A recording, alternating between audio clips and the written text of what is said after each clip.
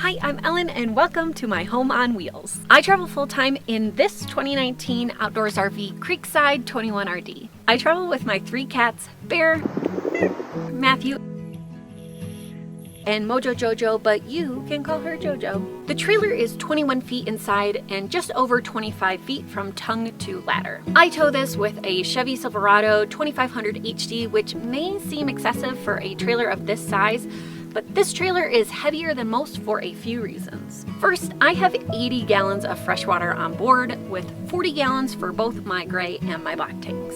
Inside, the cabinets are made with real wood, and it's a true 4 seasons trailer, which means it has an enclosed underbelly and there's extra insulation all over the place. The trailer is also built completely from the ground up at the Outdoors RV Factory in Oregon, and they use only the sturdiest materials. Being heavier may seem like a downside, but this is a really high quality trailer. It won't get blown around on the highway by a semi passing it like an ultralight trailer would. The weight keeps it a bit more grounded and steady. I made a tour of my RV near the beginning of my travels, but it's been a year. Literally this week is my 1-year anniversary of being on the road, and I've made a lot of changes and modifications after living in it for that amount of time. So I wanted to give you an updated tour to show you what I've done. So let me show you inside. Welcome to the inside of my little house. One of my favorite features about this trailer greets you as soon as you walk in, which is these massive windows. I really wanted big windows on a trailer so I could bring a little bit of the outside inside while I was working. Normally on trailers this small, you're sacrificing windows to be able to fit everything in the smaller package, but thankfully not on my trailer. I bought this trailer used, and when I got the trailer, it had these huge dark brown valances around every single window with these ugly pull-down blinds. And all on the walls was this dark brown wallpaper. So as soon as I got the trailer, I took the valances down and I painted over the wallpaper. Here in the living room, I have this lovely sage green color, while the rest of my trailer has a complementary cream. And then I added these curtains. I love those 2 changes because it immediately made it so much more cozy and homey in here. And it is much more my style than the brown wallpaper. Originally, this trailer had a dining booth that went all the way from the back of the wall to where the door is and all the way across. I'm someone who prefers a couch, so I took out the dining booth not only to add in a couch, but to add in a desk and a tiny wood stove. So first, let's talk about the couch. This couch is from a company called The Home Reserve. They sell sectionals and you can buy it in pieces, so you only buy what you truly need. That allowed me to choose the pieces that fit perfectly in this space. The couch also has storage underneath the cushions and all the way to the back of the wall. So while I lost the storage from the dining booth, I won it right back with the storage that's underneath this couch. And next to the couch is the cat tree, which you can tell is very well used. My 2 youngest cats, Matthew and Jojo, are just constantly running up and down and launching themselves off of this cat tree, as well as scratching the heck out of it. I had to add sisal rope to the cat tree last winter because they were just tearing down the carpet behind it. Behind the cat tree, I have this small storage cube that has my yoga mat, a foam roller, as well as Jojo's puzzle toy. Originally, I began my journey with a kneeling chair for this desk, but I ended up not liking as much as I would hope, and it was really awkward when guests came over because if the couch was full, the kneeling chair was the only other place to sit, and not everybody really understood how to sit in it. So I got this new chair, which obviously the cats love, and I have to kick them off of it constantly to be able to work. The chair is pulled up to this desk that was built to fit perfectly into this corner, as well as fit my storage cubes. These storage cubes are another way that I won back that storage from taking out the dining booth. So now let's talk about the tiny wood stove. When I first started dreaming of full-time travel, I dreamed of doing it in a schoolie, and most schoolies use a tiny wood stove as their heat source. As I started to get more realistic about my travels, I realized that a schoolie wasn't the right option for me, but I still really wanted a wood stove so badly. The company I purchased this stove from is called Tiny Wood Stove, and they make wood stoves for RVs, schoolies, and tiny houses. And depending on which of those homes you have, they will give you a custom kit for the flue to vent it up and out.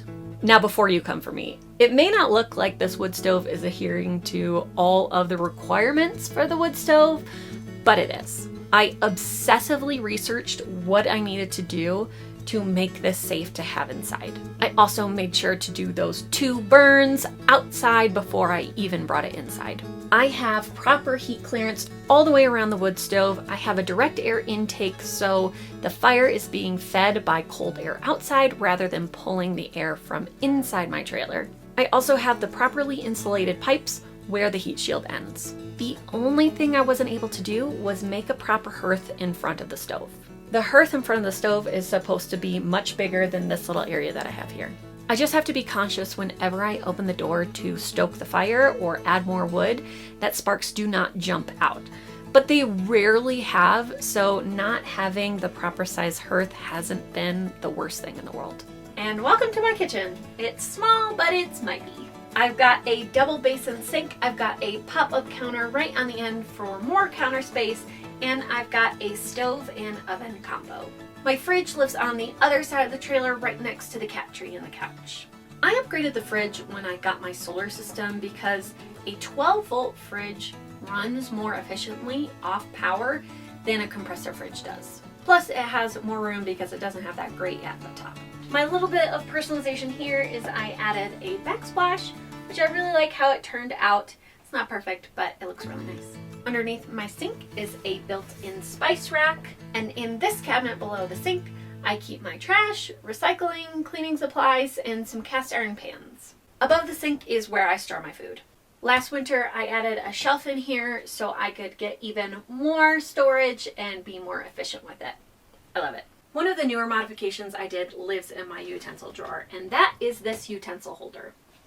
Before I made this custom utensil holder, I did have 2 layers in here because these drawers are so deep that I didn't want to lose storage by only putting utensil holders in here. But on top, it wasn't really efficient. I had a bunch of different utensil holders, so anytime I wanted to access storage underneath, I had to take every single thing out, and it was really annoying. But this other ORVer who I met had a custom one that they 3D printed. I did it with wood, and it fits perfectly over that second layer, so you can just pick it all out in one go. I also added a little custom section here for my knives because before my knives were just bouncing around on the road and getting all scuffed up. In the drawer below that, I keep my plates and cups. I ditched the big plates and the big bowls that I started my travels with, and instead I got these plate bowls from Walmart. They're really awesome. They're made of recycled plastic bottles, and they, take 2 different items and combine them into one, so I have less dishes. The bottom drawer is not actually a drawer. It's a little cubby where I store cat food. No. Now up here used to be a microwave. I took the microwave out so I could get more storage. This is a pretty small kitchen to begin with, so as much storage I could get, I wanted it. And I rarely use microwaves anyway, plus when you're running off solar, they just take so much power to run. Instead I did this, and just like my pantry, I added a shelf in here, which gave me more storage. And then I added this little net that I put up when it's time to drive so nothing falls out. Moving over to this pantry, I added a pull-out shelf here that has been amazing for all my cooking supplies when I'm right at the stove, plus my popcorn kettle, which I could not leave at home. When I originally started my travel, I had taken out this shelf. Both these shelves are removable, and I was hanging my jackets here, but it was so much wasted space. So I put the shelves back in, and now I just have so much more storage for cat food and more kitchen supplies and my vacuum and my soda stream and extra food and my laundry supplies. So I think I made the right choice by putting the shelf back in. Welcome to my bathroom. This bathroom is so roomy. I can stretch out my arms and not touch both walls. It's close, but still, I don't touch both walls. So on this side of the bathroom is my shower tub combo. It is not a very large tub, but it's big enough to fit all of my cat's accessories for the litter box, including the litter box itself. Now for the litter box, I use wood pellets, and I highly recommend it. It's definitely something you should do. If you have cats, it does not smell at all. When they pee on the pine pellets, it turns to sawdust. So it really just smells like sawdust, and it's great. Highly recommend it. I talk more about the litter box in my video where I discuss my tips for traveling with cats. A couple upgrades I made here is I got an extending shower rod, so it comes out and that makes the shower so roomy when you're taking a shower. I upgraded the shower head itself. I really recommend the shower head. It's awesome. It takes just a little bit of water and really dials it up. It makes it feel like a luxurious shower. I also added this corner unit, which I'm not using all of the shelves, but the built-in shelves for the shower are pretty useless, so I needed something to keep all my shampoo and soap and conditioner in place. And this does a really great job. Now on this side of my bathroom lives my composting toilet. This is another modification that I made. That is one of my favorite decisions. I go into all the reasons why I chose a composting toilet in the video that you can watch by clicking the card above.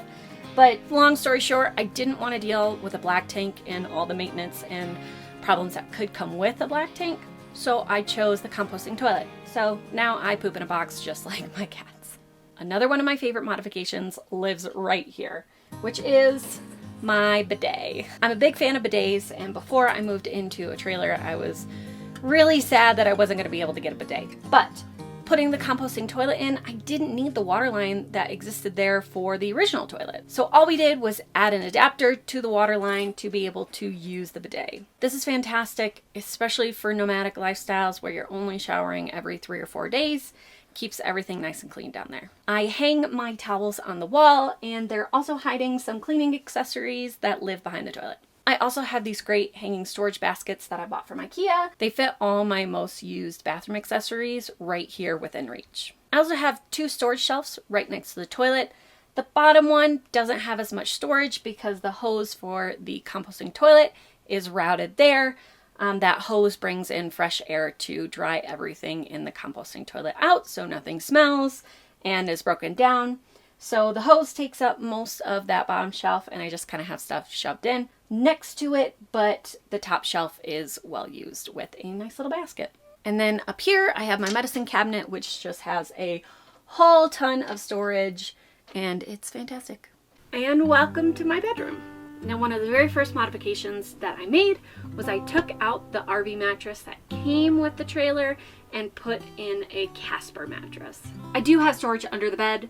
The bottom part of the bed lifts up and there's a compartment under there. However, all of my solar components live under there, so I don't put anything under there. Now, when I first started last fall, I had almost all of these cupboards jam-packed, mostly with my clothes, also with like sheets and random things, bags, everything.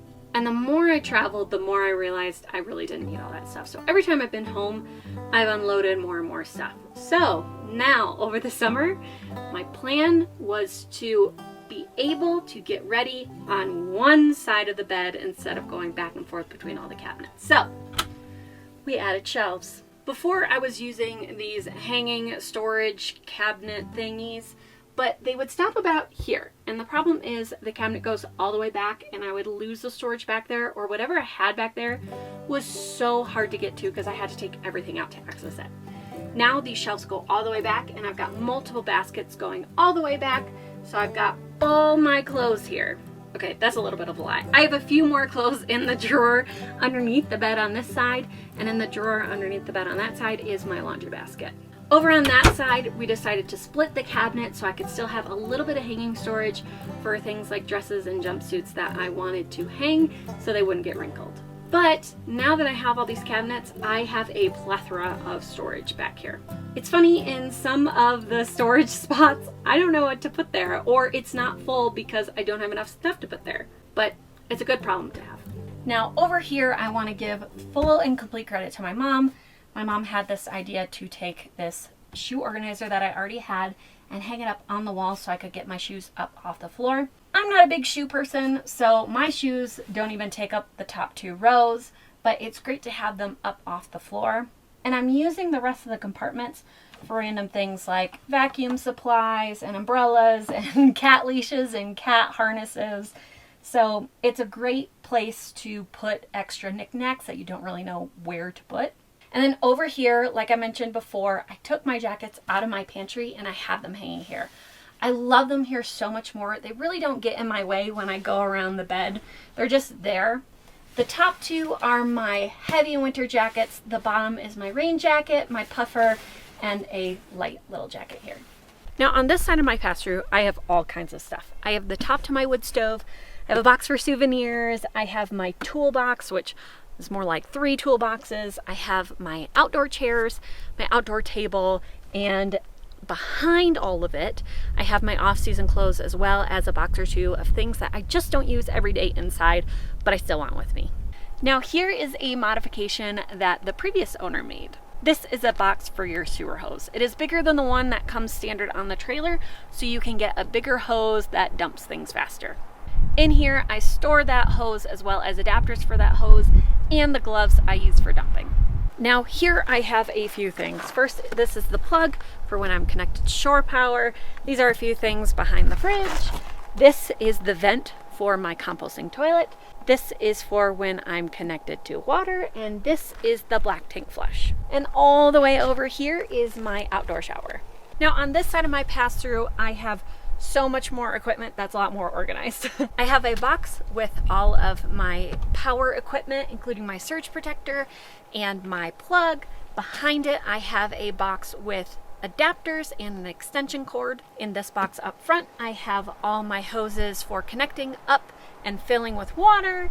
And then behind it, I have the hose for flushing my black tank. Next to it is my Clearsource water filtration system. In front of it is my little sewer hose support. And right now, my accessories for my weight distribution system are in here. Normally, my leveling blocks and my chocks would be in here, but they are in use right now. I also have my tire locks in here, which again, one is currently in use. And then this black little door that I've sadly crushed using this door is my fresh water tank fill.